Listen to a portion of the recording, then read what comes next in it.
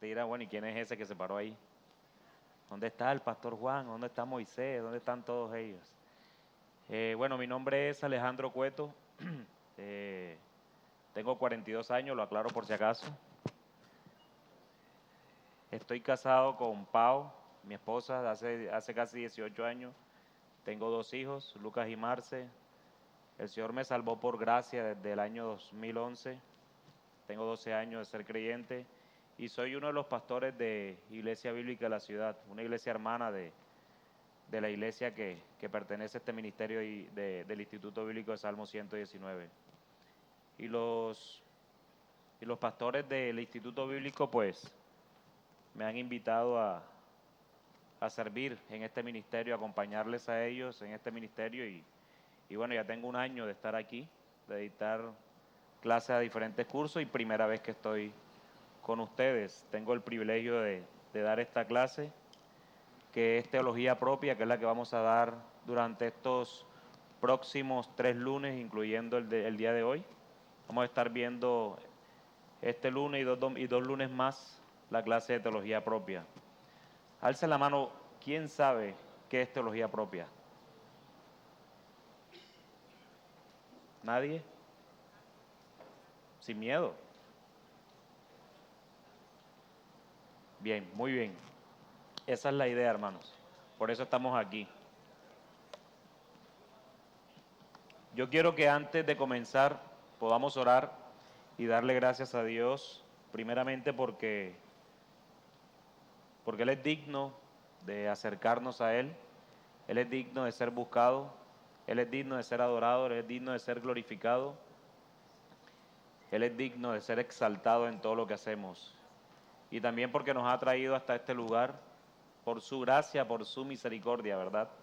Así que acompáñenme para orar antes de comenzar a dar la clase. Padre, aquí estamos delante de ti, oh Dios de gloria, Señor. Gracias, Señor, porque tú eres bueno en gran manera. Gracias, Señor, por tus misericordias, por tus bondades, por tu amor, Señor. Gracias, bendito Dios, porque hasta aquí tú nos has traído, Señor. Oh Dios misericordioso, Dios santo, Dios bueno, Dios justo, Dios omnipotente, Dios omnisciente, Dios trascendente, Dios inmanente. Señor, gracias te damos, bendito Dios, porque tú eres Dios, Señor. Gracias por crearnos, Señor, y gracias por mover todas las cosas de tal manera, Señor, que hasta aquí tú nos has traído, bendito Dios. Padre, tú conoces nuestros corazones, Señor, incluso los conoces más que nosotros mismos y queremos estar delante de ti, Señor. Tú conoces todas las cosas, oh Dios de gloria.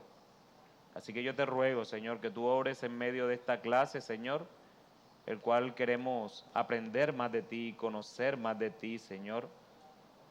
Padre, ayúdanos, bendito Dios, a poder glorificarte en nuestros pensamientos, con nuestras palabras, Señor, en esta clase, Señor. Y que podamos ver tu palabra, Señor, como la autoridad de todo lo que podemos estudiar, Señor. Padre, así que ayúdanos y pedimos la asistencia de tu Santo Espíritu, Señor, para que nos guíe y que en todo, Señor, sea tu nombre glorificado. Te pedimos, Señor, todas estas cosas en el nombre de aquel que es sobre todo nombre, en el nombre de nuestro bendito, santo, justo, bueno, perfecto, suficiente, Señor Jesucristo, y para tu gloria. Amén y amén. Bien, hermanos, como pregunté al principio, teología propia. Teología propia es un término que se utiliza obviamente en teología, ¿verdad? Y lo que la teología propia abarca precisamente es la doctrina de Dios. El programa en donde ustedes están tiene que ver con Biblia y teología. Y durante estas 3 clases entonces vamos a estar adelantando el tema teológico de la teología propia o la doctrina de Dios. Y esta doctrina abarca una variedad de temas que nos permiten conocer lo que Dios ha revelado de sí mismo a través de las santas escrituras. Y a veces nosotros como seres humanos o nosotros como pecadores que somos, nosotros que venimos de diferentes contextos y todo lo demás, de iglesia, de crecimiento y todo lo demás, A veces le tenemos miedo a la palabra teología, porque a veces creemos que la palabra teología solamente está en manos de los pastores de la iglesia local. Y si bien la teología, los pastores son los que responden en cada iglesia local, la teología debe ser conocida por todo el pueblo de Dios. Pero también es cierto que la teología muchas veces ha hecho mucho daño porque nosotros queremos poner nuestros preceptos teológicos y ajustarlos a lo que la Biblia dice.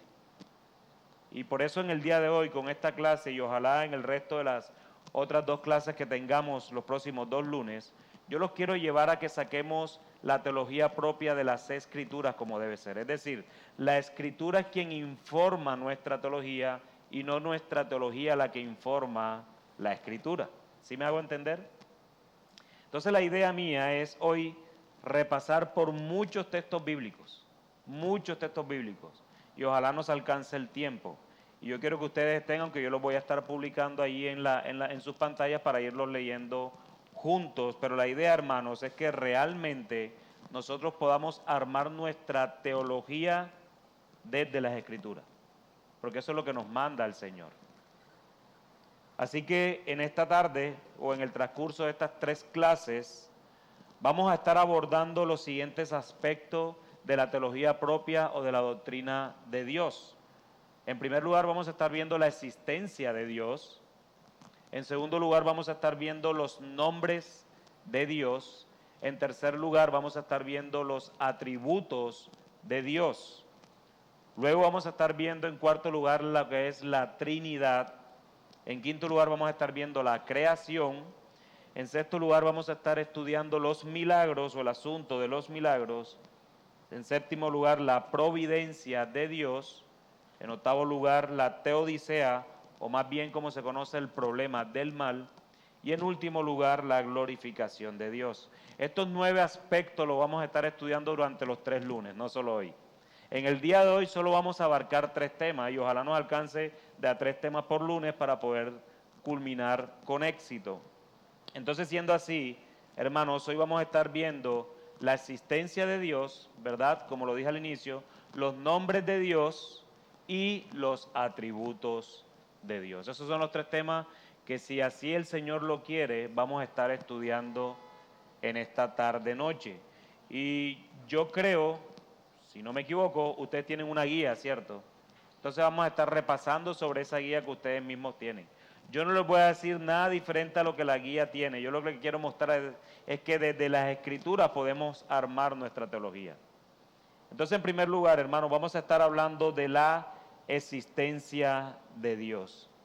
Y es interesante, de verdad, ver que la Biblia no comienza queriéndonos dar un argumento racional de la razón o convincente de la existencia de Dios. Inmediatamente, y por eso es que estamos en Génesis, porque quiero que comencemos por donde comienza todo. Inmediatamente en Génesis capítulo 1, versículo 1, encontramos a Dios como el creador. ¿Qué dice Génesis capítulo 1, versículo 1? En el principio que Dios creó los cielos y la tierra. En el principio Dios creó los cielos y la tierra. Entonces encontramos a Dios como ¿qué? Como el creador, y no solo el creador, sino primera causa. Ah, ok, entiendo. No sé.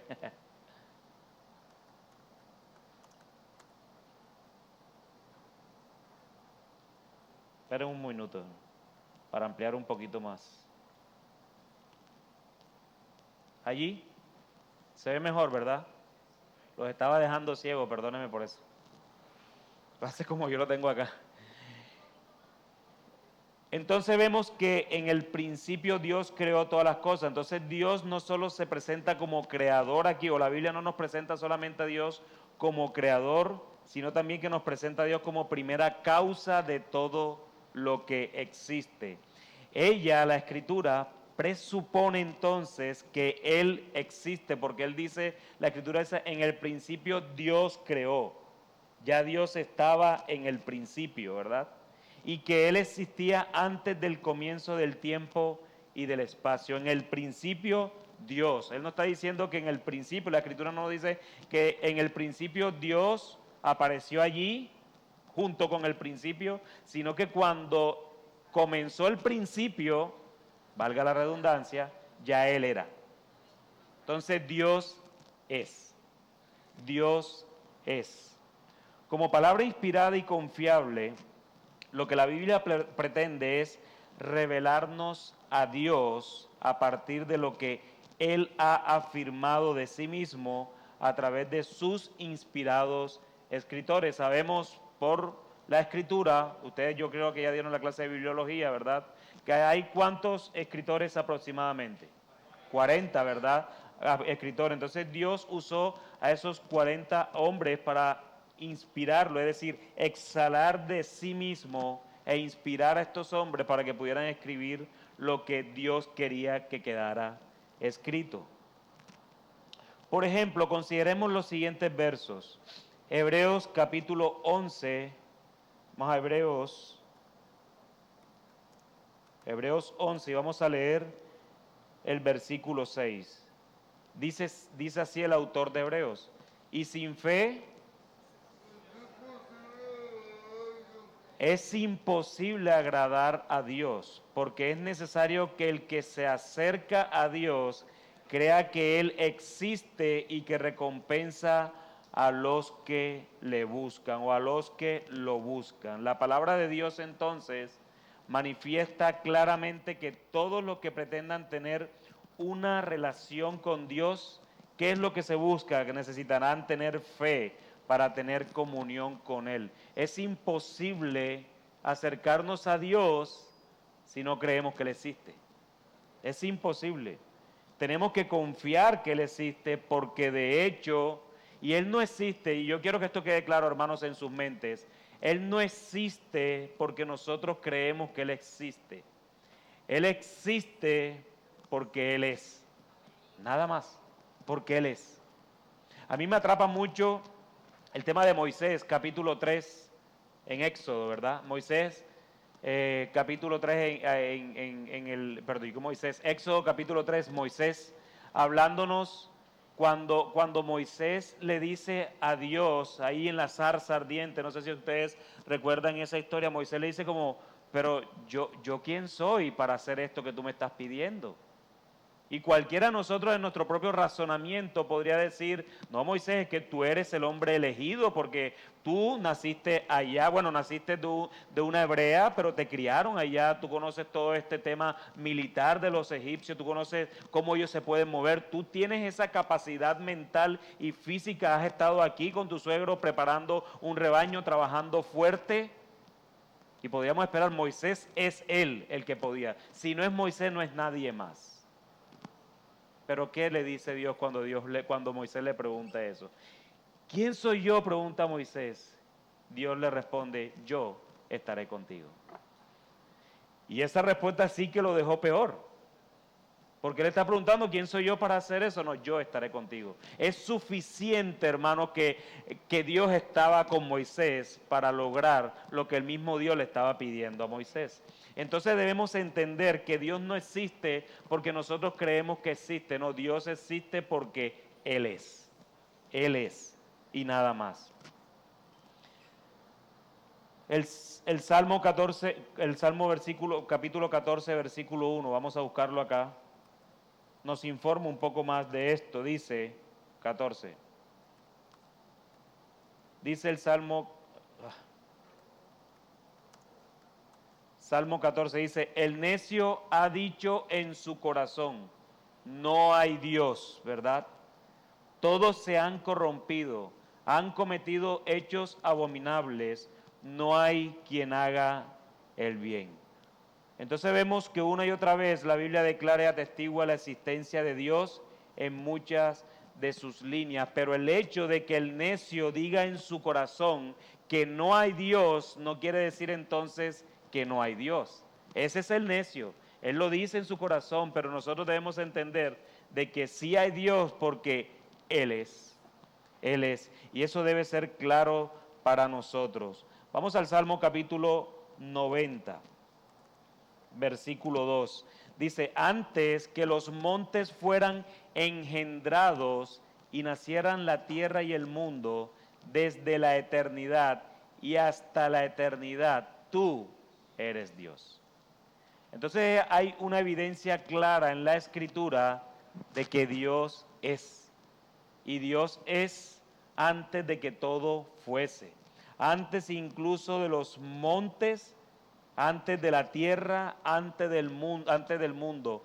Desde la eternidad y hasta la eternidad, Dios es. Tú eres Dios, dice el salmista. Entonces, una y otra vez la Biblia declara y atestigua la existencia de Dios en muchas de sus líneas, y por ya tener claridad la inspiración divina de las Escrituras, debería entonces ser suficiente para nosotros dar por verdades sus fieles palabras sobre la existencia de Dios. Entonces debemos tener claro, hermanos, que Dios existe porque Él es. Entonces la existencia de Dios, ¿cómo la probamos? Su palabra lo dice. Pero su palabra lo dice porque Él le ha placido revelarnos eso. Una vez más, Él no existe porque nosotros creemos que Él existe. Él existe porque Él es. Y ojalá se lleven acerca de la existencia de Dios esto en su mente bien marcado. Es que Dios existe porque Él es. Y todo lo que pasa, pasa porque Dios quiere que pase. ¿Qué nos dice Isaías, capítulo 41, versículo 4? Dice, ¿quién lo ha hecho y lo ha realizado llamando a las generaciones desde el principio? Yo, el Señor, soy el primero y con los postreros soy. Entonces vemos claramente una vez más, lo vimos con los salmos, lo vemos en Génesis capítulo 1, versículo 1, lo vemos con los salmos, ¿verdad? A David y a los salmistas declarando estas verdades, pero también los profetas, que son la voz de Dios para el pueblo, declaran estas verdades. ¿Quién lo ha hecho y lo ha realizado llamando a las generaciones desde el principio? Yo, el Señor, soy el primero y con los postreros soy. Dios es el primero, Dios es el postrero. Hechos capítulo 17, y yo se los dije, hermanos, desde el inicio, que mi idea no es llenarlos de conceptos teológicos para que ustedes formen en su mente teología basado en suposiciones o palabras que yo les doy. Yo quiero que su teología salga de la Escritura como debe ser. Una vez más, para los que de pronto llegaron un poco después, nuestra teología no informa la Escritura informa nuestra teología. Y esa es la realidad. Y eso es lo que yo les recomiendo de verdad, siempre escudriñen la palabra de Dios. Como lo dice un autor, todos somos teólogos. Aquí no hay ninguno que no lo sea. Todo creyente es un teólogo. Y que quede claro, hermano, y lo repito una vez más, la teología no es solo para los pastores. Es evidentemente para los pastores, pero también es para toda la iglesia. Todo creyente debe ser un teólogo conforme a los dones que Dios le ha dado para también desarrollar eso para conocer a Dios. Dice Hechos capítulo 17, versículos del 24 al 25, dice, el Dios que hizo el mundo y todo lo que en él hay, puesto que es Señor del cielo y de la tierra, no mora en templos hechos por manos de hombre, ni es servido por manos humanas como si necesitara de algo, puesto que Él da a todos vida y aliento y todas las cosas. Entonces estamos viendo a un Dios soberano que no necesita, ¿verdad? No necesita ¿qué? Habitar en templos hechos con ¿qué? Con manos de hombre, porque a Él no lo detiene una estructura. Él no necesita un local como esto, porque Él es. Porque Él es. Y es algo impresionante que teológicamente hay que decirlo, como ese Dios de gloria que está por encima de todas las cosas, que ha creado todas las cosas, se ocupe de personas como tú y como yo. Teniendo un tremendo universo, se ocupa de personas como tú y como yo. Y no solo eso, sino que como nos ha salvado en Cristo, ese Dios trascendente que parece inalcanzable, se vuelve inmanente en la persona del Espíritu Santo habitando entre nosotros. Y eso es tremendo y es bello, hermanos. ¿Cómo se los explico? No tengo ni idea. Y a mí me gusta decir mucho esto porque a veces confundimos la eternidad como con un panel de preguntas y respuestas. Yo le voy a preguntar eso al Señor cuando esté allá en el cielo. Hermano, yo le garantizo que si usted es creyente, usted no va a tener la mínima intención de preguntarle algo cuando esté delante del Rey de Gloria. No, yo le voy a preguntar al apóstol Pablo, ¿qué vamos a preguntar? Yo quiero estar con Cristo. Cuando tú veas a Cristo, Él va a ser suficiente. Y si de pronto, porque yo no sé cómo será la eternidad, vas a preguntar, déjame decirte algo. Dice la Escritura que Dios es inescrutable, ¿verdad? Y si Él es inescrutable y es eterno, podemos decir entonces y concluir que Él es eternamente inescrutable. ¿Estamos de acuerdo?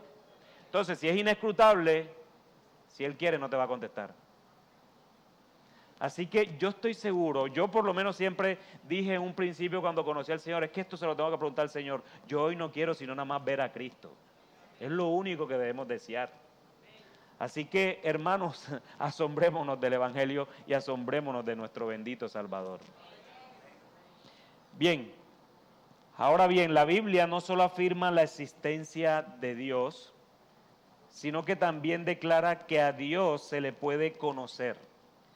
Y se le puede conocer no en un sentido exhaustivo, como lo acabo de decir, es decir, absolutamente completo o completamente, ¿por qué? Porque Dios es inescrutable, sino en un sentido aprehensivo, es decir, aprender de Él a partir de lo que Él ha revelado de sí mismo para nosotros. Es decir, lo que nosotros conocemos de Dios es porque a Dios le place que nosotros le conozcamos así. ¿Eso humilla? Sí. ¿Por qué nos humilla? Porque somos orgullosos. Y nosotros creemos, como seres humanos que somos, que nosotros no la sabemos toda. Pero ahora nos salió el Dios de gloria a decirme que tú vas a conocer de mí lo que yo quiero que tú conozcas. Y lo que yo quiero que tú conozcas lo vas a conocer a través de ¿qué? De mi bendita palabra. Eso es Dios.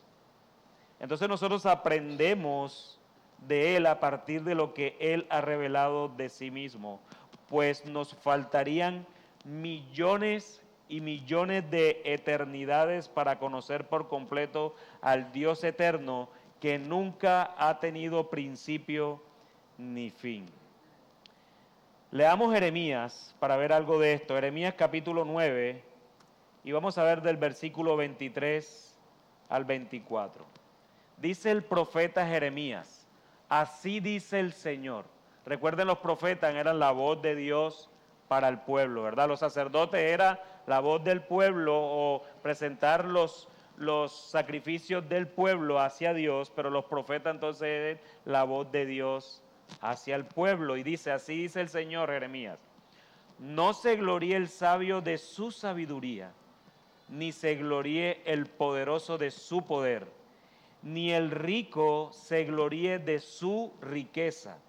Pero si alguien se gloría, gloríese de esto, de que me entiende y me conoce, pues yo soy el Señor, que hago misericordia, derecho y justicia en la tierra, porque en estas cosas me complazco, declara el Señor. Entonces el Señor lo que nos está diciendo a través del profeta Jeremías es que nosotros no nos debemos gloriar de nada. De nada.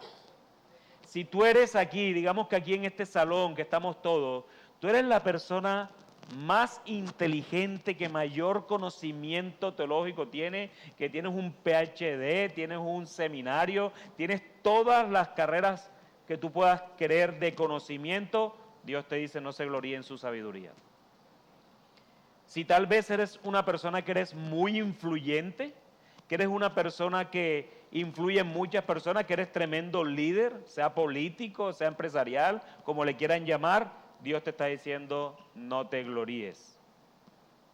No te gloríes de eso. Y si por cualquier cosa, aquí está el más rico de Barranquilla, Dios le está diciendo, no se gloríen de eso. Mas sí nos dice que si nos gloriamos, que nos gloriemos de esto, de que le entendemos. ¡Wow! Eso parece, ¿cómo así? Eso humilla, porque precisamente nos gloriamos porque le entendemos y le entendemos porque Él ha dado la sabiduría a nosotros para poder entenderle.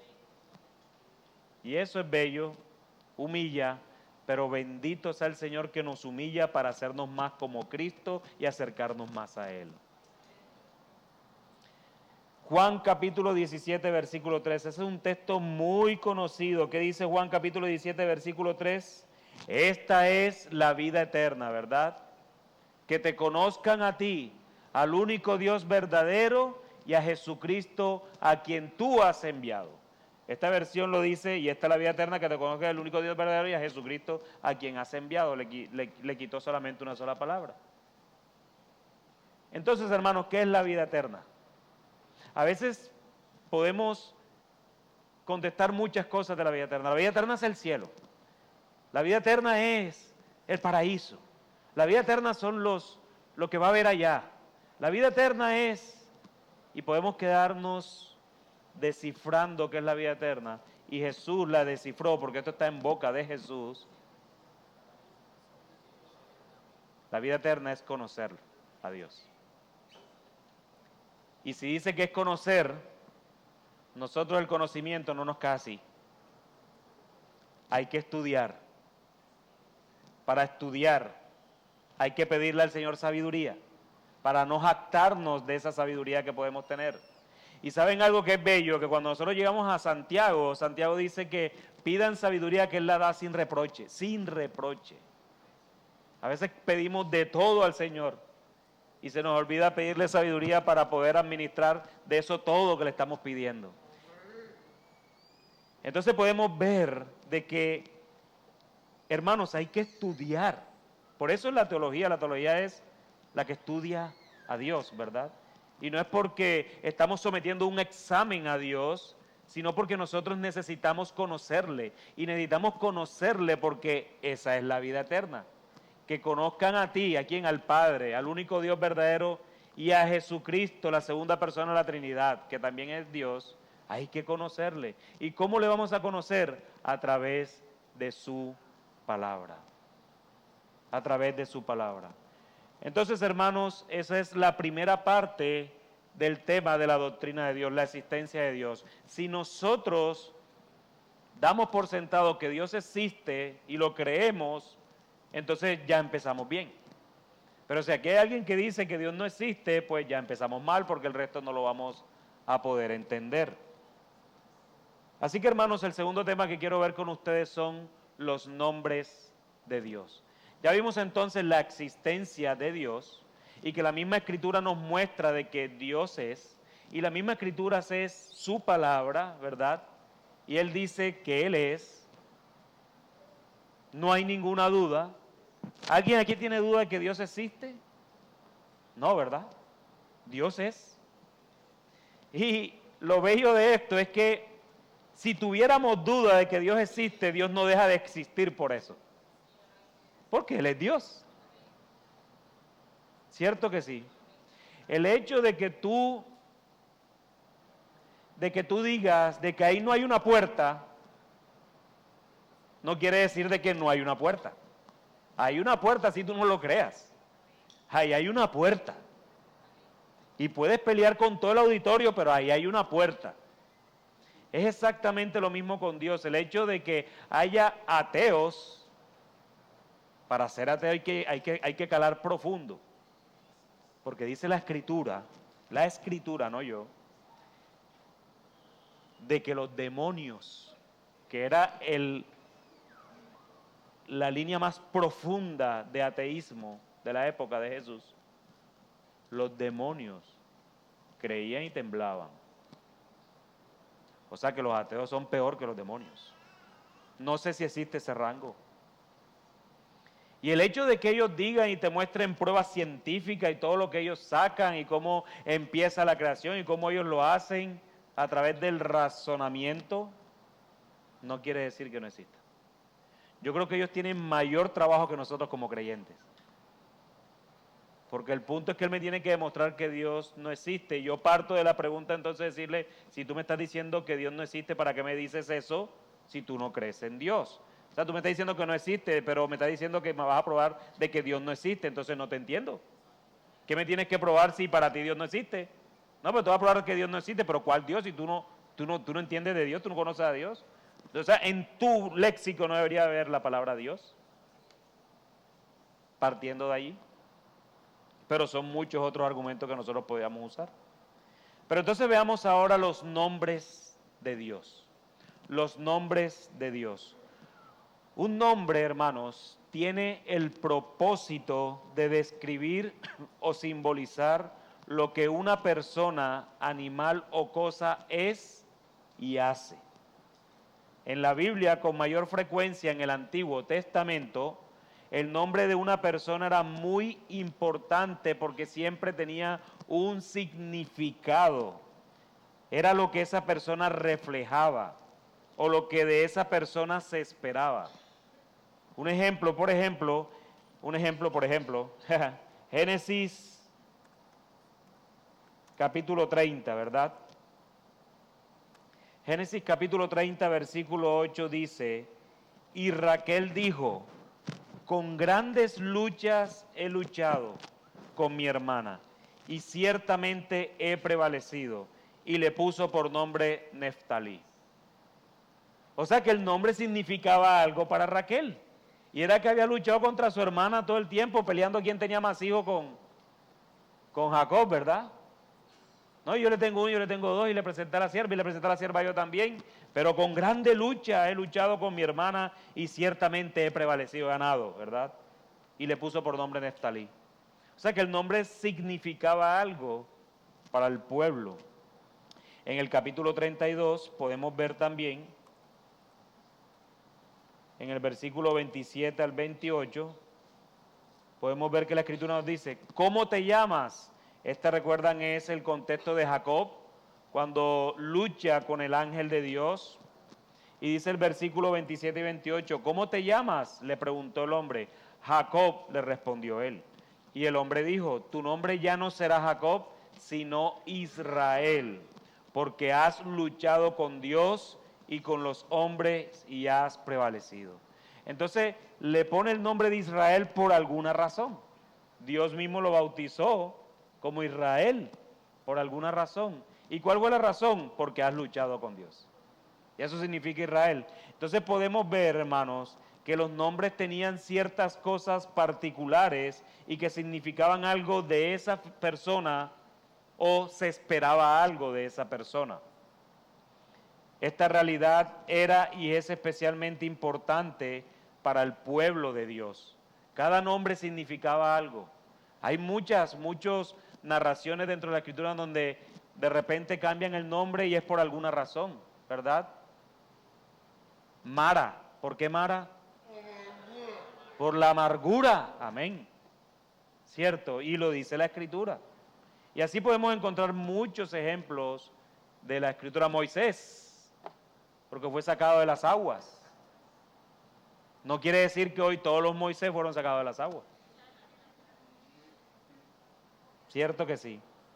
Entonces esta realidad era y es especialmente importante para el pueblo de Dios, ya que los muchos nombres de Dios que encontramos en la Escritura revelan aspectos de quién Él es en sí mismo y su relación con la creación.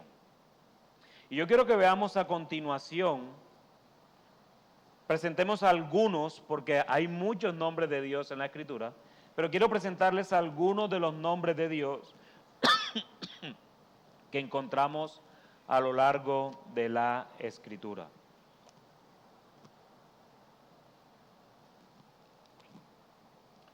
Yo quiero que vayamos a Éxodo capítulo 3. Éxodo 3. Y vamos a leer del versículo 13 al 15. Entonces Moisés dijo a Dios, si voy a los israelitas, esto era lo que yo les estaba diciendo ahorita, y les digo, el Dios de sus padres me ha enviado a ustedes, tal vez me digan, ¿cuál es su nombre? ¿Qué les responderé? Y dijo Dios a Moisés: yo soy el que soy. Y añadió: así dirás a los israelitas: yo soy, me ha enviado a ustedes. Dijo además Dios a Moisés: así dirás a los israelitas: el Señor, el Dios de sus padres, el Dios de Abraham, el Dios de Isaac y el Dios de Jacob, me ha enviado a ustedes. Este es mi nombre para siempre, y con él se hará memoria de mí de generación en generación. Este nombre que vemos aquí es el nombre más común en el Antiguo Testamento. Aparece aproximadamente unas 6.800 veces. Dios revela este nombre por primera vez en la zarza ardiente con Moisés. ¿Y cuál es el nombre? Jehová, Yahvé, ¿verdad? Prácticamente alude a la eterna e inmutable naturaleza de Dios.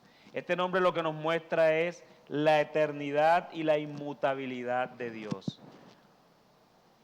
Imagínense a Moisés en esta escena. Ya Moisés per se ya está preocupado por lo que le toca enfrentar. Ya Dios le ha dicho: yo estaré contigo. ¿Quién soy yo? Yo voy a estar contigo. Bueno, listo, voy a ir.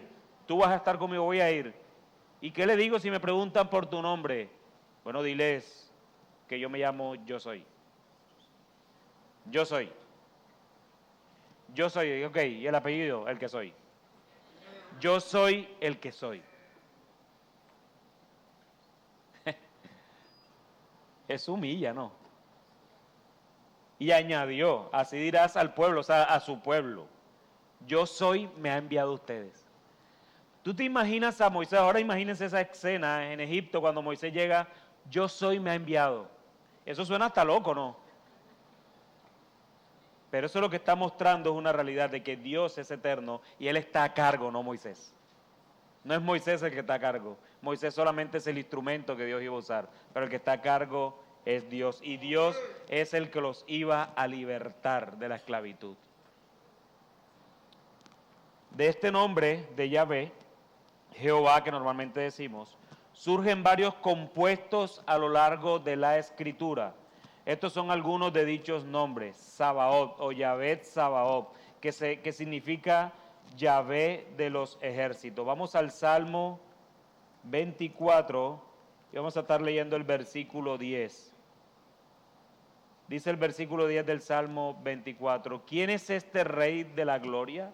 El Señor de los ejércitos. Él es el Rey de la gloria. Entonces vemos cómo se nombra, cómo se extiende el tema del Señor, de Jehová, de yo soy.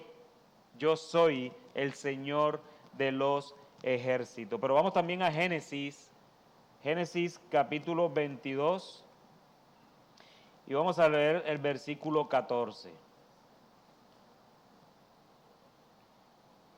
El versículo 14 dice la palabra de Dios: y Abraham llamó a aquel lugar con el nombre del Señor proveerá, como se dice hasta hoy: en el monte del Señor se proveerá. Es decir, lo que se conoce muy popularmente como Jehová Jireh, ¿verdad?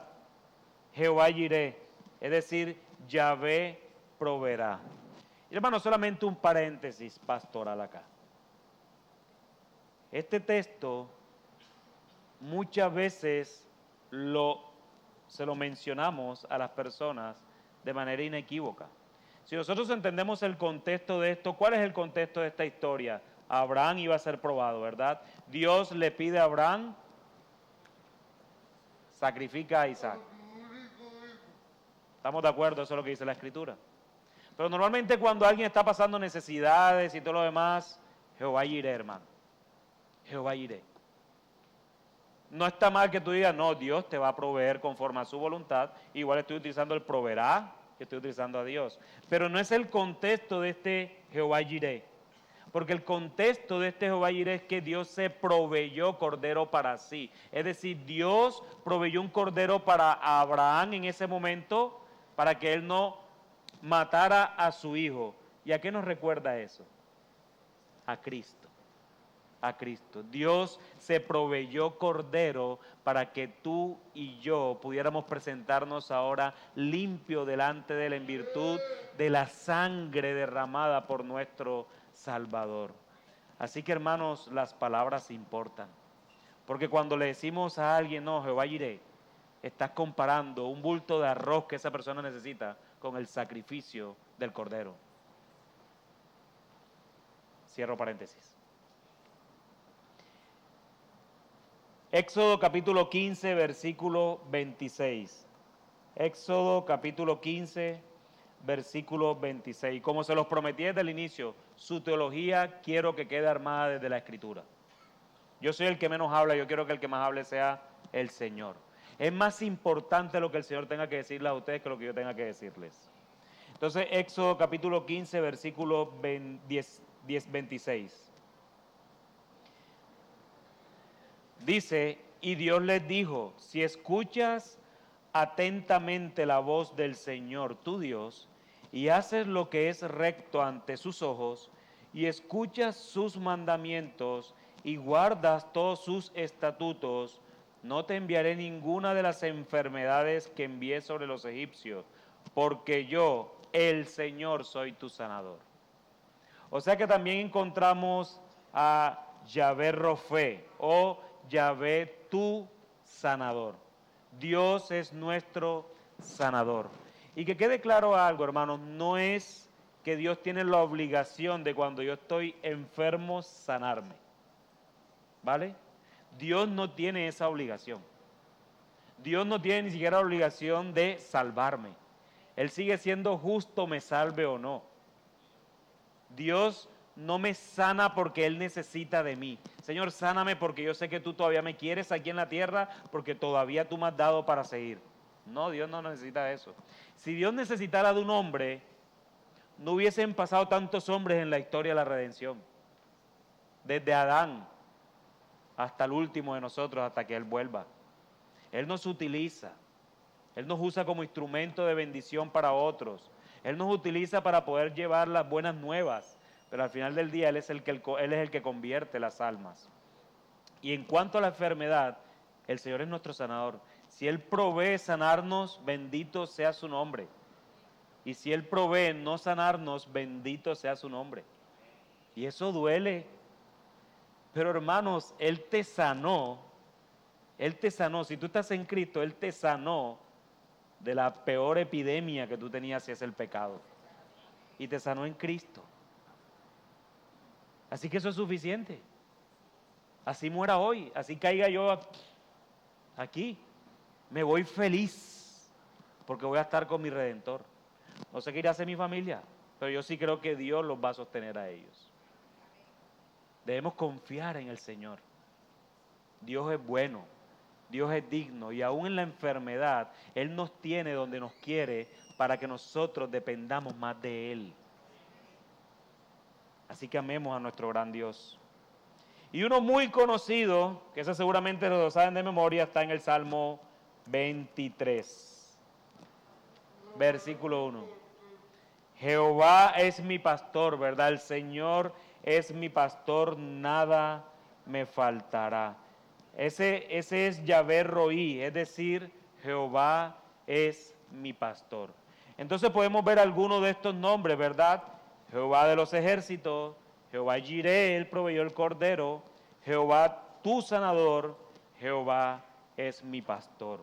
En lugares verdes pasto, en lugares de verdes pastos me hace descansar junto a aguas de reposo me conduce. Él restaura mi alma, me guía por senderos de justicia, por amor de su nombre.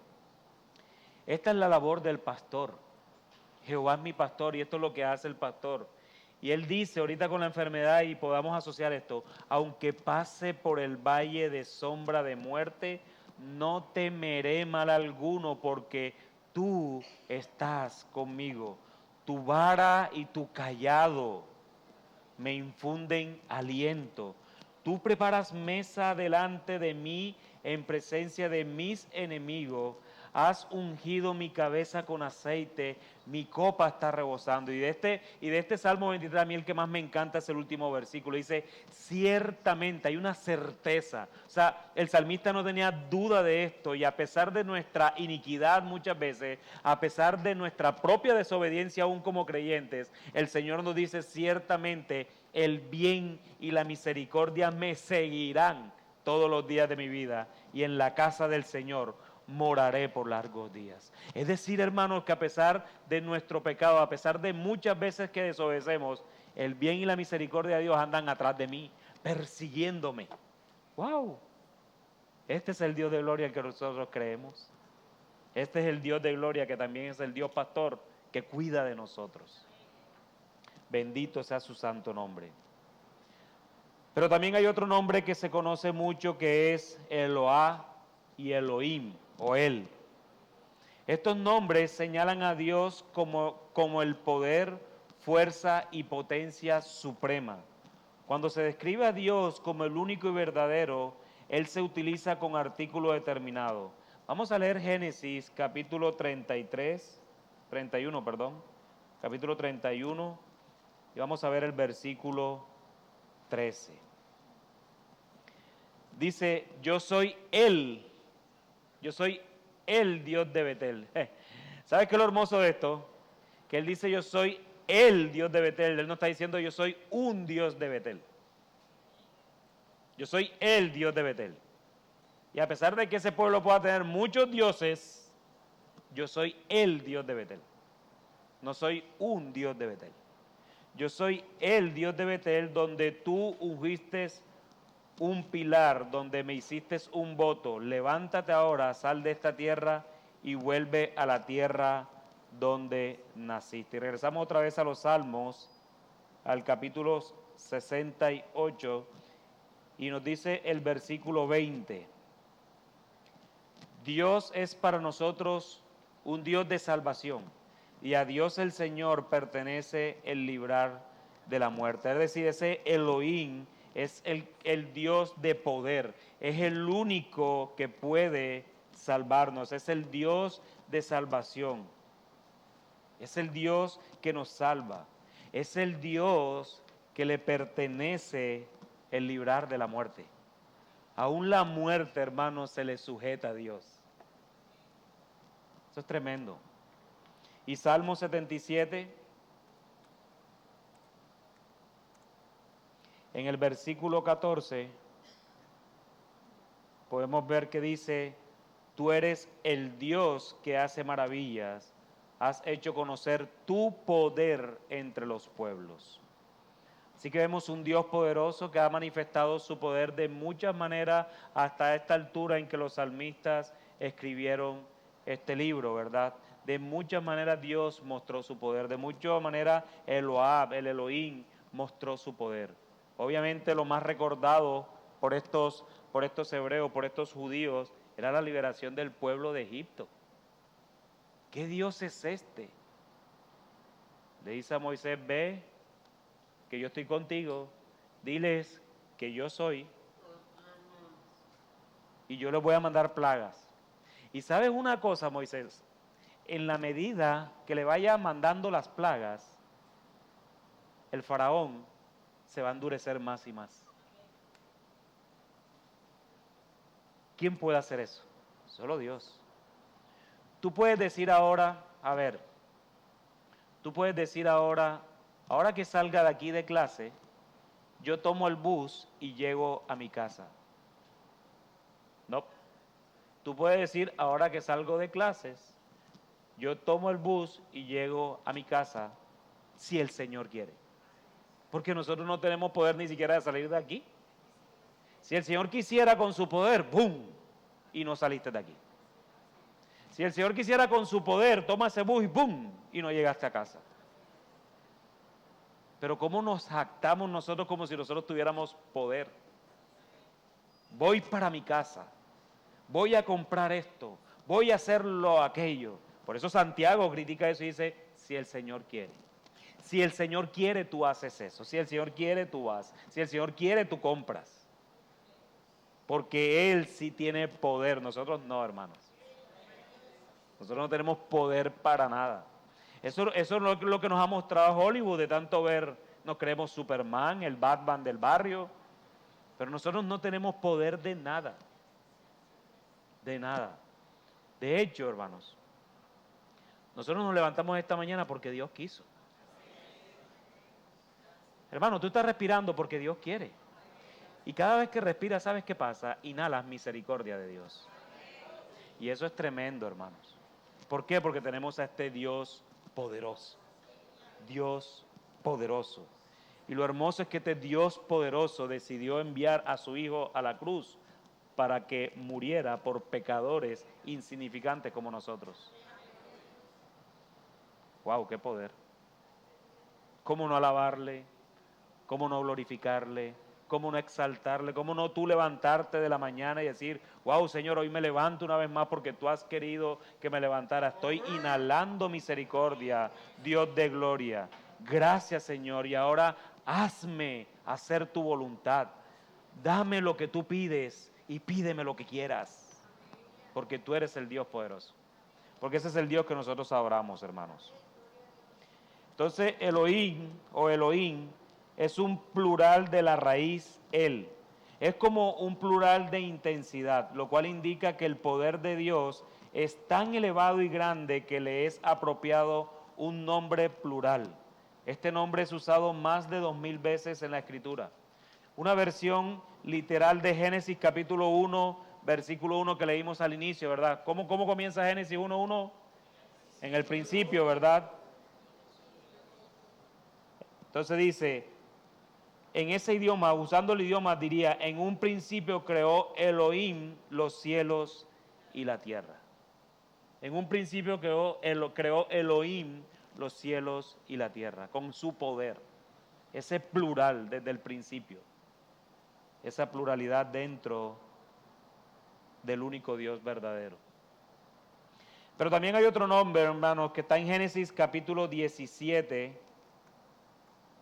Génesis 17, versículo 1. Dice, cuando Abraham tenía 99 años, el Señor se le apareció y le dijo, yo soy el Dios todopoderoso, anda delante de mí y sé perfecto. El significado del Dios todopoderoso, ¿cuál es? El Shaddai. Y estoy utilizando mi mejor versión de hebreo, obviamente. Si no me entienden, pues. En alusión a su omnipotencia, su poder. Y precisamente Dios se le presenta a Abraham como el Dios todopoderoso allí cuando él tiene 99 años. Cuando tal vez toda la esperanza estaba perdida. ¿Cuál es esa simiente que tú me habías prometido? ¿Quién es esa simiente que va a seguir esto? ¿A cuál simiente tengo que ver? Tengo 99 años. ¿Cómo voy a tener hijos? Señor Todopoderoso está contigo. Yo soy el Señor Todopoderoso y estoy contigo. Anda delante de mí y sé perfecto. Yo estableceré mi pacto contigo y te multiplicaré en gran manera. Señor, tengo 99 años, el Shaddai. Yo soy el Todopoderoso. Puedes tener 1000, no importa. Y ese es el Dios Todopoderoso que nosotros creemos, hermanos. Génesis 28 nos muestra algo similar. En los versículos 3 al 4 dice, el Dios Todopoderoso te bendiga, te haga fecundo y te multiplique para que llegues a ser multitud de pueblos. Así que es el Dios Todopoderoso quien nos bendice, es el Dios Todopoderoso quien nos hace fecundo. Hermanos, nuestros hijos nacen porque el Dios Todopoderoso quiere que nazcan. Nada más. Dios es el dador de vida. Dios es quien determina si tenemos hijos. Él es el dador de vida. Y debemos descansar en que Él nos hace fecundo y nos multiplica. Génesis 43, versículo 14.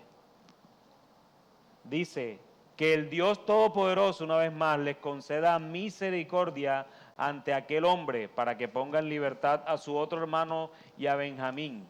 En cuanto a mí, si he de ser privado de mis hijos, que así sea. Y una vez más, Jacob encomendando a sus hijos de vuelta, ¿verdad? Ya con su hermano que estaba ya retenido por José, que él no lo sabía. pero que él está diciendo que el Dios Todopoderoso les conceda misericordia. ¿Y en qué terminó esto? En que el Dios Todopoderoso les concedió misericordia. ¿Por qué? Porque Jacob descansó en que el Dios Todopoderoso está a cargo de las cosas. Porque mira lo que dice, en cuanto a mí si he de ser privado de mis hijos, ¿qué dice? Que así sea. Es un hombre que aprendió a descansar en el poder de Dios, el Dios Todopoderoso. Y por último, hay un salmo que en donde vemos otro nombre de Dios que es muy conocido. Dice, quiero leer el Salmo 8 con ustedes. Oh Señor, Señor nuestro, cuán glorioso es tu nombre en toda la tierra, que has desplegado tu gloria sobre los cielos, por boca de los infantes y de los niños de pecho, has establecido tu fortaleza por causa de tus adversarios, para hacer cesar al enemigo y al vengativo. Cuando veo tus cielos, obra de tus dedos, la luna y las estrellas que tú has establecido, digo, ¿qué es el hombre para que te acuerdes de él y el hijo del hombre para que lo cuides? Sin embargo, lo has hecho un poco menor que los ángeles y lo coronas de gloria y majestad. Tú le haces señorear sobre las obras de tus manos, todo lo has puesto bajo sus pies. Todas las ovejas y los bueyes y también las bestias del campo, las aves de los cielos y los peces del mar, cuanto atraviesa la senda de los mares. Oh Señor, Señor nuestro, cuán glorioso es tu nombre en toda la tierra. Si nos damos cuenta cómo comenzó el Salmo, oh Señor, Señor nuestro, cuán glorioso es tu nombre en toda la tierra. ¿Y cómo terminó? Oh Señor, Señor nuestro, cuán glorioso es tu nombre en toda la tierra.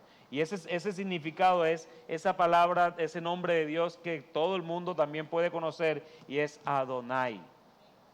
Significa mi Señor, oh Señor.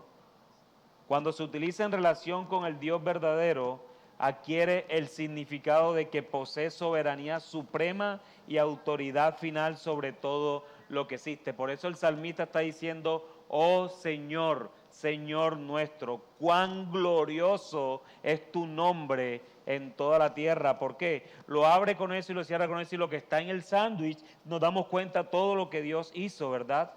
La luna, las estrellas, las estableció. ¿Quiénes somos nosotros como hombres? Y sin embargo lo has hecho un poco menor que los ángeles y los coronas. Tú le haces señorear a los hombres, sobre todo sobre las obras de tus manos, todo lo has puesto bajo sus pies.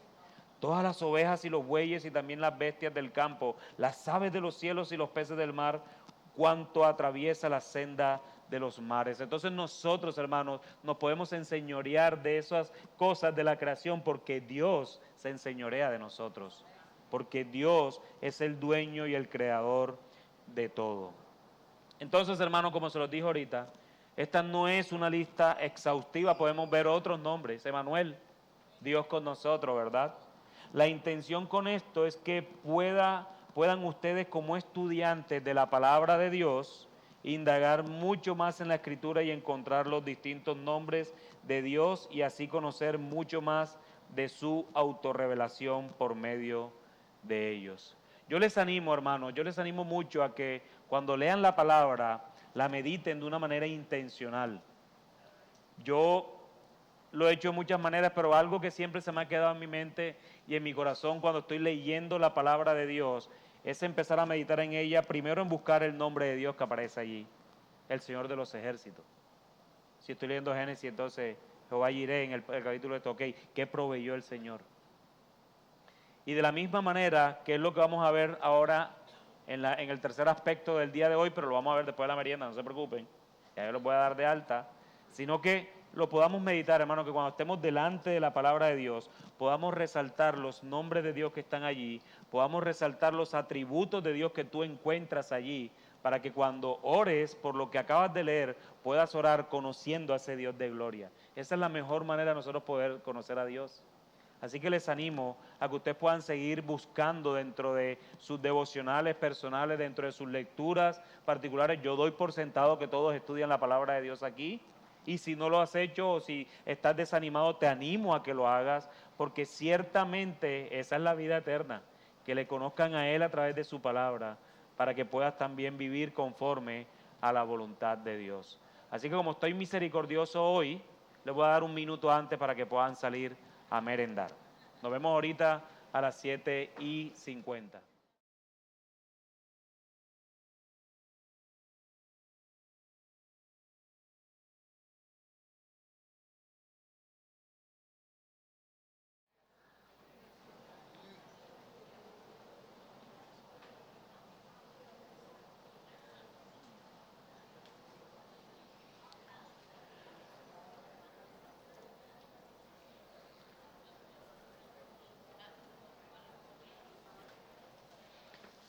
Y vamos a continuar con este tercer tema de la doctrina de Dios, ¿verdad? ¿Cuál hemos visto hasta ahora? ¿Cuál fue el primero? La existencia de Dios. Y el segundo, los nombres de Dios. Y como lo mencioné al inicio, vamos a estar viendo ahora entonces los atributos de Dios. Vamos a estar viendo los atributos de Dios y en esto nos vamos a centrar en los últimos 120 minutos que nos quedan aquí. Vamos a salir por ahí como a las 10 de la noche.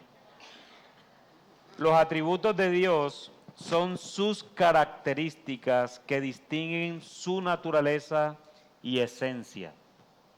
Algunos teólogos prefieren referirse a ellos como perfecciones de Dios. ¿Por qué? Porque cada característica o cada cosa que sale de Dios es obviamente perfecto porque Dios es perfecto. Entonces algunos teólogos lo llaman las perfecciones de Dios.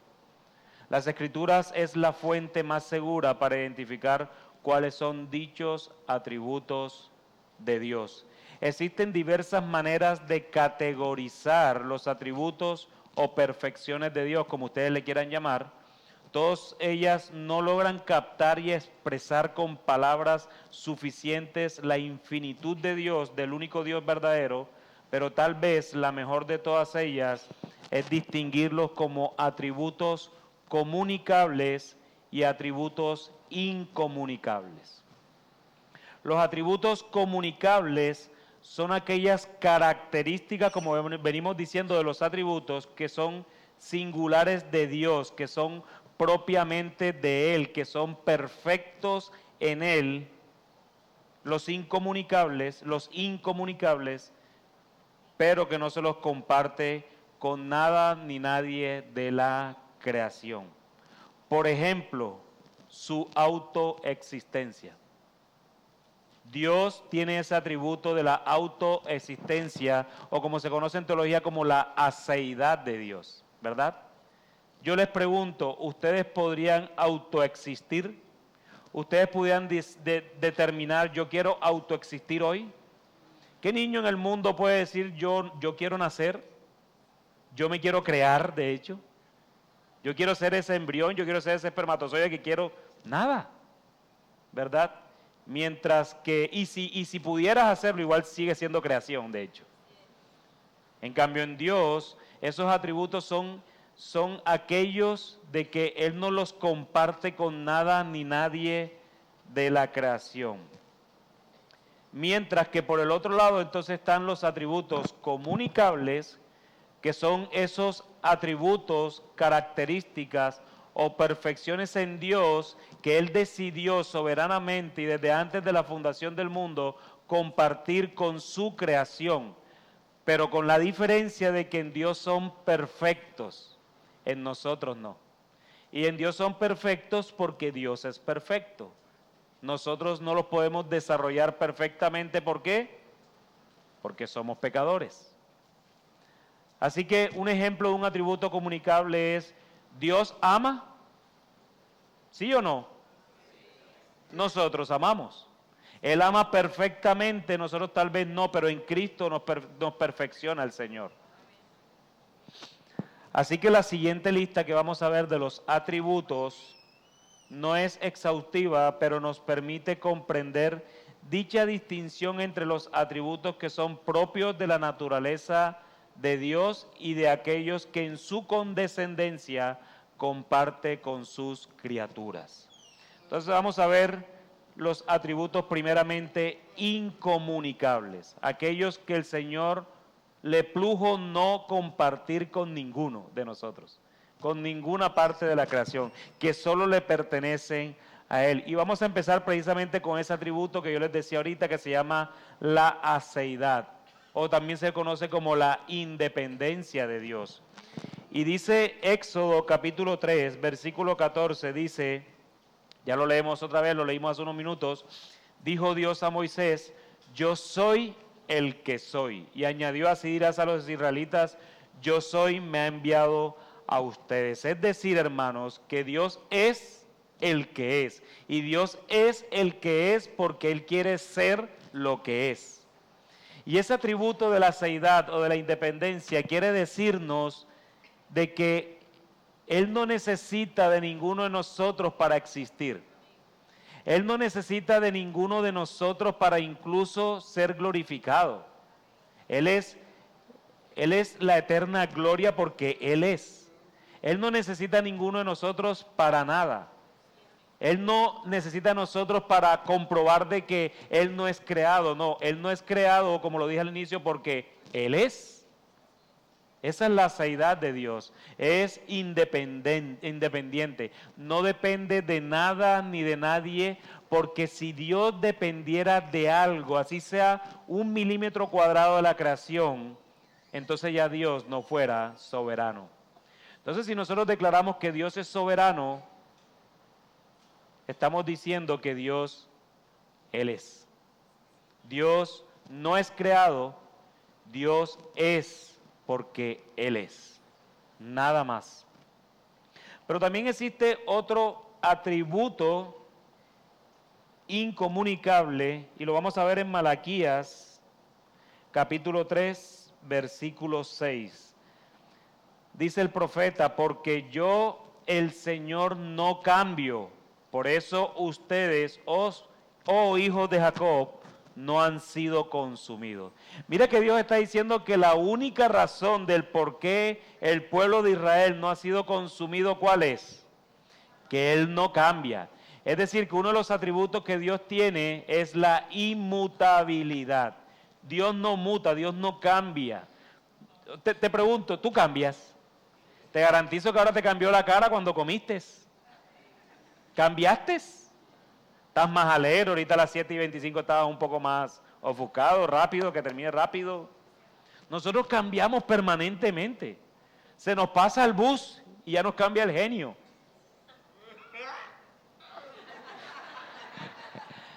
¿Cierto? No está la comida al mediodía y la cara empieza a cambiar. Mira, nosotros prometemos cosas que no cumplimos. Nosotros somos totalmente cambiantes, pero Dios es inmutable. Y la única razón del por qué nosotros hoy hemos sido salvos, porque Él, desde Génesis 3:15, decidió salvarnos. Él prometió salvarnos allí, a los que estamos en Cristo. Entonces Dios no cambia. Dios no cambia. Vamos al Salmo 147.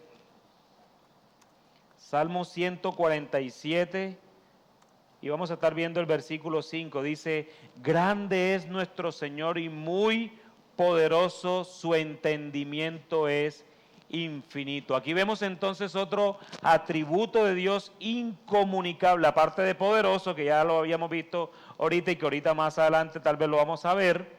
Aquí hay otro atributo importantísimo, y es que Dios es infinito. Hermanos, nosotros somos seres temporales. Dios es infinito. Dios nos dio la vida, ¿verdad? Y en la vida nos da el alma. Y nosotros podemos decir, oye, pero si Dios nos ha salvado, nuestra alma estará en la eternidad, entonces nosotros somos infinitos. No, porque tú fuiste creado. Tal vez tu alma fue creada con propósitos eternos, sea una eternidad con Cristo, una eternidad sin Cristo, y fuimos creados con propósitos eternos, pero fuimos creados. Es decir, nosotros tuvimos un inicio, Dios no. Por eso Dios es infinito, nosotros no lo somos. Romanos capítulo 1. Y vamos a leer lo que dice el versículo 20. Dice, porque desde la creación del mundo, sus atributos invisibles, su eterno poder y divinidad, se han visto con toda claridad, siendo entendidos por medio de lo creado, de manera que ellos no tienen excusa. Aquí vemos un atributo, hermanos, que es muy similar a la infinitud y es la eternidad. Dios es eterno. Dios es eterno y ese es un atributo que nos fue comunicado a nosotros. Una vez más, fuimos creados y nuestras almas fueron creadas con propósitos eternos, pero al fin y al cabo fuimos creados. Tuvimos un inicio. El Señor nos creó y el propósito de nosotros como creyentes que vamos a estar en la eternidad con Cristo y no vamos a morir más. Bendito sea el Señor, pero fuimos creados. Mientras que Dios no fue creado. Dios autoexiste. ¿Cómo quiere que les explique eso, hermanos? Ni me pregunten. Porque hay otra realidad muchas veces, cuando nosotros estamos estudiando la Escritura. Hermano, tú no vas a tener respuesta a todo. ¿Sabes por qué? Yo te lo dije hace unos minutos porque Dios es inescrutable. Y Dios le da dones a muchos hombres que tienen una sabiduría prodigiosa, tienen una mente prodigiosa que Dios utiliza para la edificación de su pueblo, pero aún esa mente prodigiosa no la sabe toda. ¿Por qué? Porque Dios es inescrutable. Porque si esa persona supiera todo, entonces Dios es mentiroso, entonces Dios sí cambia, porque Dios no es inescrutable. Pero como Dios es eterno, es inescrutable, es infinito y nosotros somos seres temporales, entonces realmente no podemos conocer todo de Él. Vamos a Isaías capítulo 40. Capítulo 40. Y vamos a leer desde los versículos 21 al 26.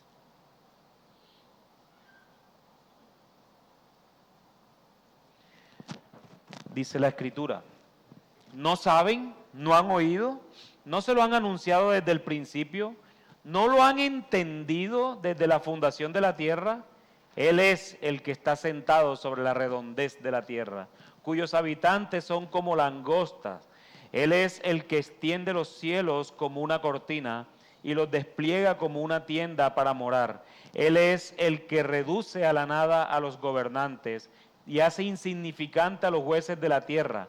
Apenas han sido plantados, apenas han sido sembrados, apenas ha arraigado en su tierra su tallo, cuando Él sopla sobre ellos se secan y la tempestad como hojarasca se los lleva. ¿A quién pues ustedes me harán semejante para que yo sea igual? Dice el Santo. Alcen a lo alto sus ojos y vean quién ha creado estos astros, el que hace salir en orden a su ejército y a todos llama por su nombre, por la grandeza de su fuerza y la fortaleza de su poder. No falta ni uno. Y nosotros lo que podemos ver aquí, hermanos, es la inmensidad de Dios. Dios es inmenso. Y ese atributo es incomunicable porque solo en Él encontramos la inmensidad eterna. Él está por encima de todas las cosas. Mira cómo Él le refuta a su pueblo por esto es estar buscando dioses donde no tienen que buscar, teniendo al único Dios verdadero de parte de ellos, pero su desobediencia los lleva una vez más a buscar otras cosas. Pero nosotros no somos diferentes. Tal vez hoy digamos que hoy estuvieras en estos momentos en tu parte de la santificación o en tu vida de creyente, estás hoy abrumado y asombrado con Dios. ¡Wow! Tremendo atributo. Te quiero ver mañana a las 8 de la mañana si piensas en esos atributos igual. Cuando se te pasa el bus. Cuando vas tarde para el trabajo. Cuando no te dan la comida. Hermano, piensa en ese momento, Dios es inmenso. Yo no he comido porque Él no me lo ha dado. No, pero es que ella no cocinó. Todo lo que pasa, y lo vamos a ver en las próximas clases acerca de la providencia de Dios, si es una doctrina que siempre nos golpea fuerte, se llama la providencia de Dios.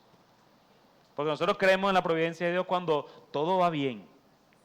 Wow, el Señor me tiene en las nubes y me lleva de nube en nube. Y cuando te caes, No, eso no viene de Dios. Entonces tu Dios no es inmenso. Mientras que este Dios que nos muestra el profeta es un Dios inmenso. Pero no solo es inmenso, sino mira lo que nos dice entonces el Salmo 139. El Salmo 139 en sus versículos del 7 al 10 nos dice: ¿a dónde me iré de tu espíritu? ¿O a dónde huiré de tu presencia? Si subo a los cielos, allí estás tú. Si en el Seol preparo mi lecho, allí tú estás. Si tomo las alas del alba y si habito en lo más remoto del mar, aún allí me guiará tu mano y me tomará tu diestra. ¡Wow! Este es un Dios omnipresente. Él está en todo lugar. Amado hermano y hermana que estás aquí, tú puedes engañar a tu mejor amigo en la fe, al pastor de tu iglesia. Tú puedes mostrar una vida de piedad. Tú puedes parecer el santo más santo dentro de las cuatro paredes de tu iglesia. Pero el Señor sí sabe lo que tú eres. Y muchas veces tú estás en privado, aquí nadie me ve, si el Señor está ahí. Porque Él es omnipresente. Wow, tremendo Dios que nos ha salvado, hermanos. Que Él en el momento está cuidando al hermano y está viendo lo que Él está haciendo. Está viendo lo que Él está haciendo. Incluso yo no puedo ver más allá de sus ropas. Tal vez trabaja como en mina, cosas así. Pero el Señor está viendo al tiempo sus corazones. Ese es el Dios en el que nosotros creemos. Un Dios que está en todo lugar. Y mañana ustedes no se ven, pero Él está allá con ustedes y está allá con ustedes. Porque Él es un Dios omnipresente. Y dice el salmista que aún si el Seol, allá, métete en las catatumbas si quieres. Ahí está Dios. Porque Él es el creador de todas las cosas. Pero también vemos algo que se conoce como la unidad de Dios en dos partes. Una, que es la integridad numérica, es decir, son tres personas, un solo Dios, pero cada persona es perfecta, es buena, es eterna y cada persona tiene los atributos iguales. Jesucristo es perfecto, el Padre es perfecto, el Espíritu Santo es perfecto. Hay una unidad y la unidad integrada numéricamente por las tres personas tienen las mismas perfecciones o los mismos atributos de manera eterna. Así que no hay comparación de que, no, es que el Espíritu Santo es más amoroso que el Padre. No. O muchos, yo no sé si ustedes les han dicho, o ustedes mismos lo han dicho alguna vez, es que ese Dios del Antiguo Testamento, no, yo quiero el Dios del Nuevo Testamento. Porque el Dios del Nuevo Testamento es amor. Hermano, dígame si no es amor que el Señor haya determinado coger a un hombre tartamudo, llevarlo a Egipto a que se enfrentara con el hombre más poderoso del mundo para que sacara un montón de pecadores que estaban allí.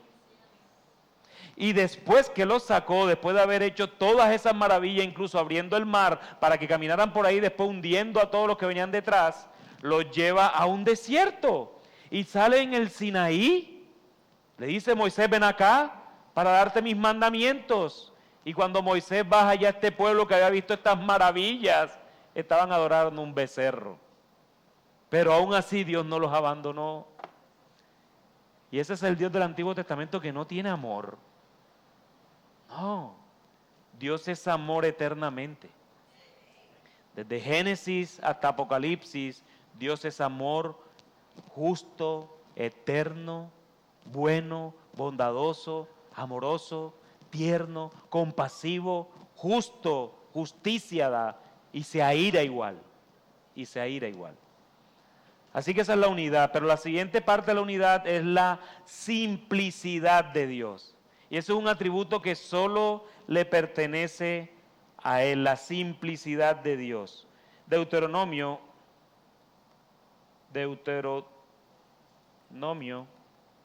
capítulo 6, no 56, capítulo 6. Dice el versículo 4 del capítulo 6, dice, escucha, oh Israel, el Señor es nuestro Dios, el Señor uno es. Y cuando nosotros hablamos de este atributo de la simplicidad, nosotros no estamos diciendo de que Dios es simplista. No. Lo que estamos diciendo con la simplicidad de Dios es que Dios no está dividido. Él es uno en todo. Como se los decía ahorita, no hay un tal Dios que sea más amoroso que justo. No, Dios es amorosamente eterno y justo eternamente. Él es soberano eternamente. Él es bondadoso eternamente. No hay tal cosa como que Dios es más amoroso que la ira. Dios no, Él es más amoroso. No, Dios se aira eternamente también. Y si nosotros pudiéramos reflexionar todas las partes de la ira que podemos ver de Dios desde Génesis en todo el Antiguo Testamento, y recordamos rápidamente la primera que fue el diluvio, por ejemplo, arrasó, y a nosotros nos parece eso, wow, eso es muy fuerte, yo como predico eso en la iglesia, eso es muy fuerte. ¿Saben por qué? Porque a veces no meditamos en que la ira que se mostró en la cruz del Calvario no la mostramos. Dios se airó, el Padre, contra su Hijo. Padre, ¿por qué me has abandonado? Dios se airó contra su Hijo. El Hijo recibió toda la ira del Padre en la cruz del Calvario. Y estamos en el Nuevo Testamento. La ira del Padre recayó sobre su Hijo para salvarnos a nosotros. Él vivió perfectamente. Él vivió perfectamente. Y murió por causa de nuestros pecados, para vindicarnos delante del Padre. Él propició la ira del Padre, Él la absorbió hacia Él para que no cayera sobre sus hijos. Y ese es el Nuevo Testamento.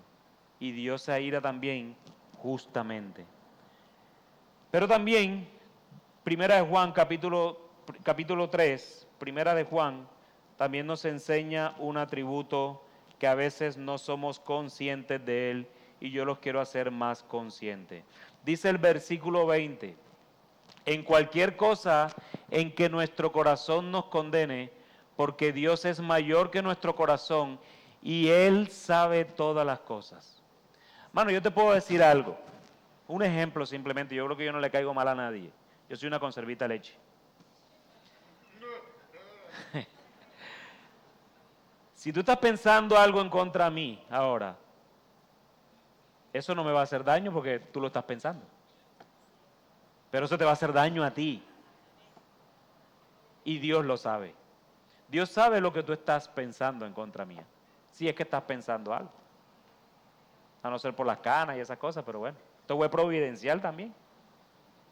Entonces, hermanos, nosotros debemos temer por esto. De la omnisciencia de Dios. Dios lo sabe todo. Dios lo sabe absolutamente todo. Miren, yo te voy a graficar lo que más o menos entiendo yo como omnisciencia. En vez de estar proyectando este computador, es como si tú estuvieras delante de Dios siempre, en cada segundo de tu vida, con este cable del proyector puesto aquí en tu corazón. Delante de Dios, tu corazón está expresado allí. Dios siempre ve lo que tú estás creyendo, lo que tú ves, lo que tú amas, lo que tú observas, lo que tú escuchas, aún en privado. En ese momento en que estás con tu computadora solo o sola, ahí está Dios. Y Dios sabe lo que tú haces. Y nosotros deberíamos ser más conscientes de esa realidad todo el día. Cada vez, en cualquier momento, en cualquier minuto. ¿Qué hacemos con el tiempo? ¿Cómo lo administramos? ¿Qué hacemos con nuestro dinero? ¿Cómo lo estamos administrando? No, nadie se va a dar cuenta que me di este gustico. Dios sí. Si ese gustico es pecaminoso, Dios sí. Así que, hermanos, seamos más conscientes de la omnisciencia de Dios. Job nos muestra también otro atributo. Después de que Job padeció todo lo que padeció, él dice, yo sé que tú puedes hacer todas las cosas y que ninguno de tus propósitos puede ser frustrado. Job 42, versículo 2. ¿Quién es este que oculta el consejo sin entendimiento, por tanto declarado lo que no comprendía? Cosa demasiado maravillosa para mí que yo no sabía. Y aquí vemos cómo Dios es el Dios omnipotente. Yo sé que tú puedes hacer todas las cosas. Si hay alguien que pueda hacer lo que pueda hacer y lo que quiera hacer, se llama Dios, porque Dios es poderoso, Dios es omnipotente, Dios tiene la potencia que nosotros jamás tendremos, Dios tiene el poder que nosotros nunca tendremos, y benditos al Señor que nunca tendremos ese poder, porque si no fuéramos un desastre. Dios es poderoso. Hermano, pero nuestro consuelo es que ese Dios poderoso está de parte de nosotros. Y Él nos guarda. Job lo descubrió después de tantos capítulos. Por eso que decía, de oídas te había oído, pero ahora mis ojos te ven. Él había presenciado el poder de Dios. Y Génesis capítulo 1, a mí me gusta el poder de Dios manifestarlo desde Génesis, porque allí se ve claramente. Versículo 3.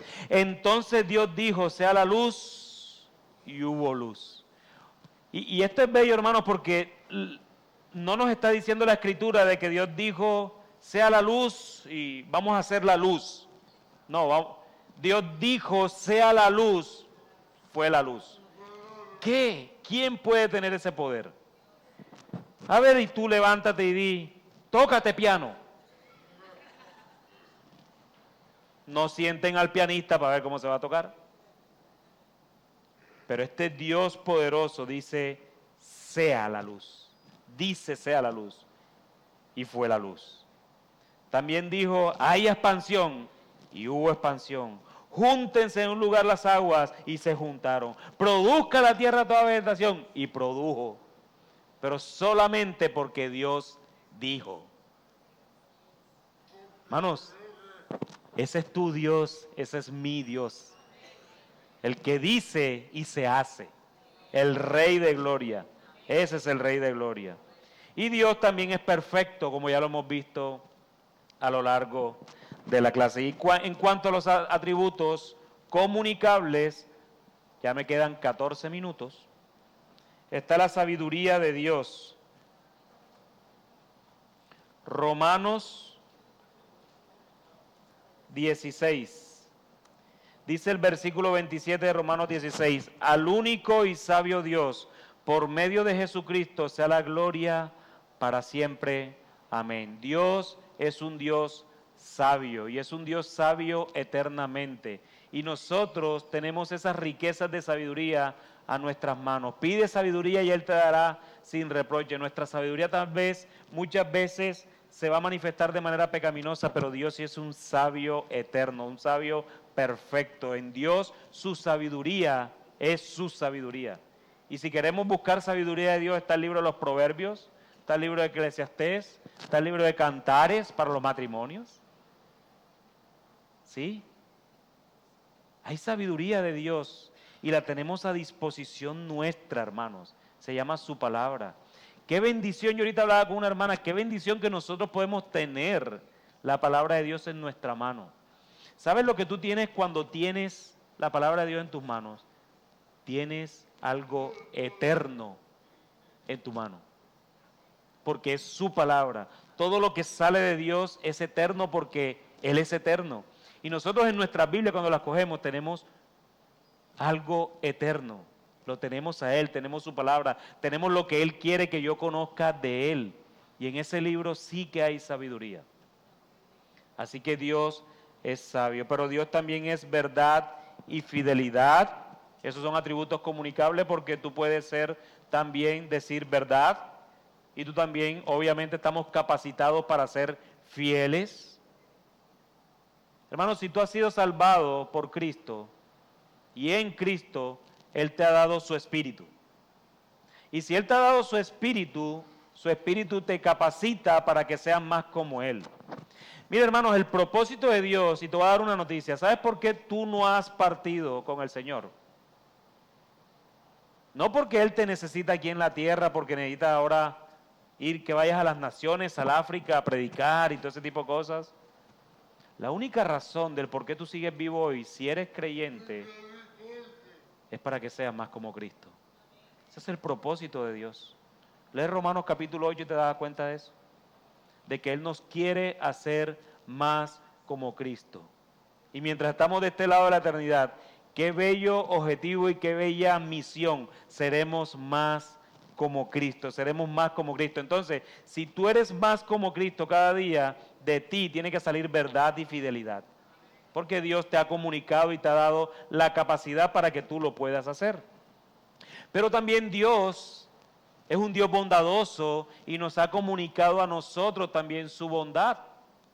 Vamos a Marcos capítulo 10.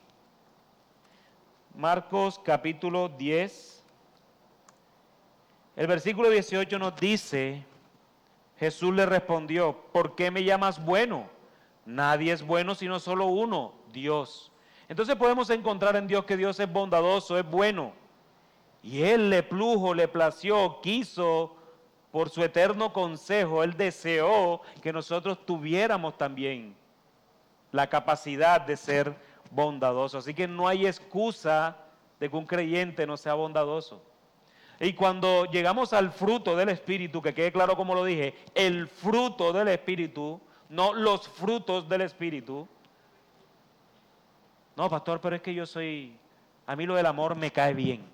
Yo soy full amoroso. Pero ese tema ahí de la justicia, de la bondad, no, eso como que no va conmigo. ¿Quién te ha dado el derecho de que escojas qué quieres ser?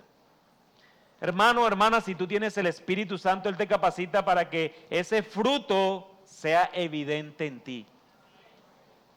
No te estoy diciendo que no tengas lucha, porque de este lado de la eternidad, aquí lo que hay un montón de pecadores, y yo soy el primero, que quede claro. El segundo es Juan. El tercero es Moisés. Ahora no me dejan dar la clase la otra lado. Pero lo que les quiero decir, hermano, es que el hecho de que estemos nosotros caminando hacia la santidad no es la excusa para decir, no es que como yo soy un pecador, yo no tengo bondad. No, lucha contra tu carne y sé bondadoso. Lucha contra tu carne y sé amoroso. Lucha contra tu carne y sé paciente. Se te pasó el bus, bendito sea el Señor, ese no era. Voy tarde, sal temprano. De verdad, hermanos, nosotros pecamos de muchas maneras y no nos damos cuenta.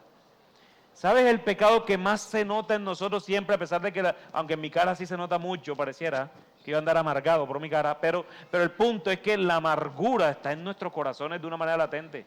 Solo en esas cosas sencillas como se me pasó el bus y te amargas, se te dañó el día. ¿Qué me dice cuando se te quedó el celular? Pareciera que se te hubiese quedado el alma allá en la casa.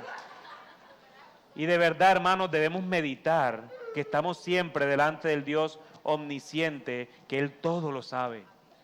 Y yo sé que puede generar risa, pero esto es serio. Esto es serio.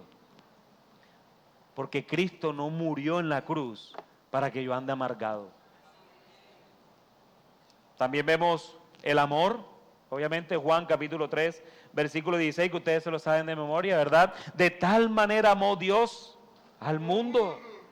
Entonces ese amor que Dios dio al mundo enviando a su Hijo para que todo aquel que crea, también nos ha sido transmitido a nosotros, para que nosotros también, porque dice la palabra de Dios, que nos amemos los unos a los otros, ¿verdad?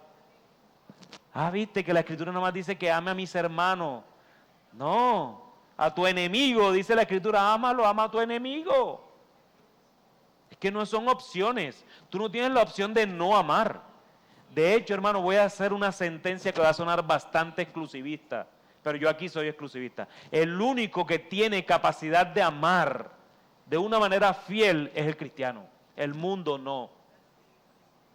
No, es que mis papás tienen 57 años de matrimonio, han sido incrédulos, yo nunca creo en Dios, lo odian, pero ellos se aman, ellos no entienden lo que es el amor. Eso no es un amor verdadero, hermano. Y queremos ser exclusivistas porque Dios es amor y nos ha comunicado a nosotros para nosotros poder amar de una manera verdadera. Critíquenme de exclusivista, pero soy exclusivista. Porque la sangre del Cordero me compró. También está la gracia. Por gracia hemos sido salvos, ¿verdad? Dios es un Dios de gracia y le ha placido darnos gracia para que nosotros también demos ¿qué? Gracia. Da por gracia lo que por gracia has recibido. Y de la misma manera la misericordia, nosotros hemos recibido misericordia para nosotros dar misericordia. Yo les pregunto, ¿ustedes saben cuál es la diferencia entre gracia y misericordia? La gracia es un regalo de Dios no merecido. La misericordia es cuando Dios no me da lo que merezco. Nosotros no merecíamos la salvación y el Señor me dio la salvación. Nosotros merecíamos el infierno y el Señor por misericordia no me lo dio.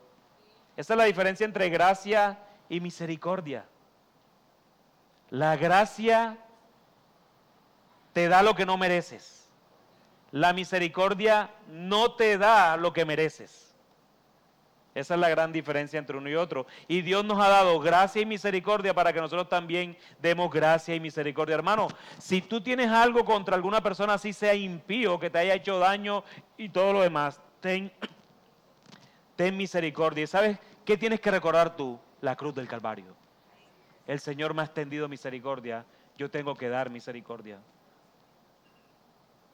Así que debemos ser misericordiosos. Y que cité ahorita, hermanos, Dios ha sido paciente con su pueblo.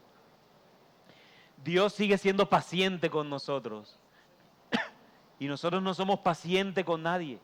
Es un atributo comunicable. Dios nos comunicó ese atributo para que nosotros pudiéramos ser pacientes con el prójimo y con el bus y con todo. Sé paciente. Él es tardo para la ira, dice la Escritura. ¿Verdad? Tardo. Y a nosotros nos pasa algo y de una vez perdemos la paciencia. Esas son las cosas, hermanos, que debemos empezar a evaluar de nuestras vidas. Cómo empezamos a trabajar desde el quién es Dios y quiénes somos nosotros y cómo el Evangelio nos ayuda a poder descansar en esa verdad.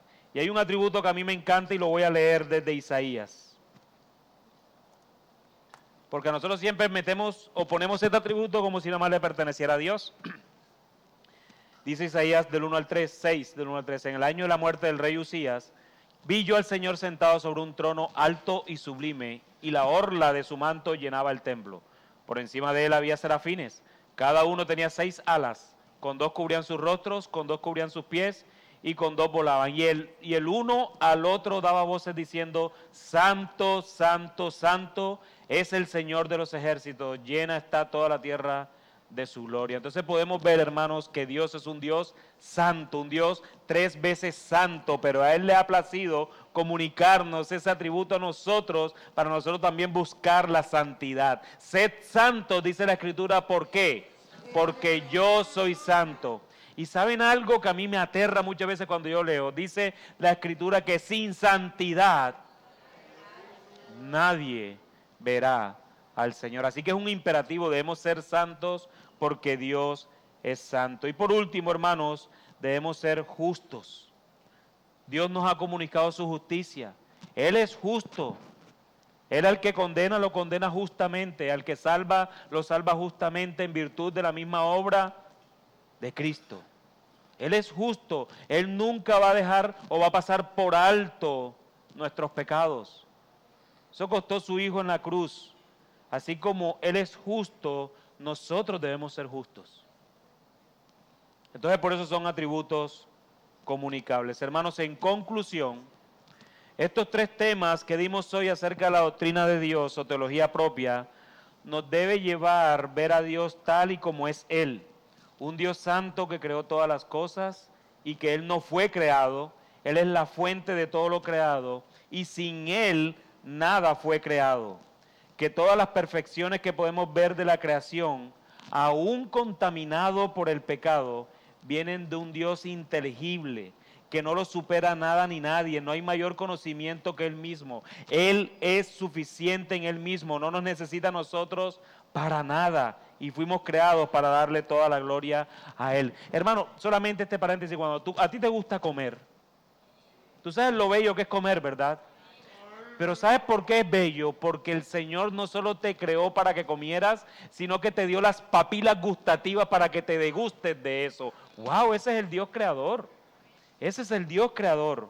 Que cada vez que vayamos a las páginas de la Escritura podamos contemplar esas perfecciones, que podamos ver sus atributos, que podamos entender quiénes somos dentro de esta creación, que podamos ver la gracia y la misericordia de Él para nosotros, que podamos contemplar su trascendencia que está por encima de todo y admirar su inmanencia que está entre nosotros, y la mayor muestra de eso es nuestro bendito Salvador Jesucristo. Que el Señor, hermanos, nos ayude en todo. Amén. ¿Cómo? Justicia. Podemos ver en justicia Romanos capítulo 1, versículo 17. Romanos 1, 17. Bien, hermanos, vamos a orar. Me les quité 19 segundos, pero yo quiero que nos vayamos cuando hayamos orado.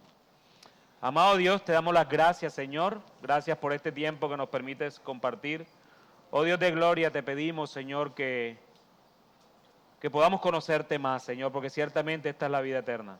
Pero no solo conocerte, sino poner por obra lo que aprendemos, Señor, para ser justos, Señor, en el conocimiento también.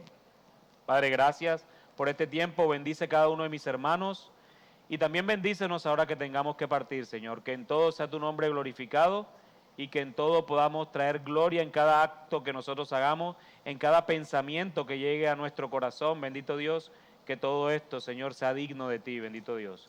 Te lo pedimos, oh Señor, en el nombre de nuestro bendito Salvador. Amén y amén. Bien, hermanos, muchas gracias. Nos vemos el próximo lunes.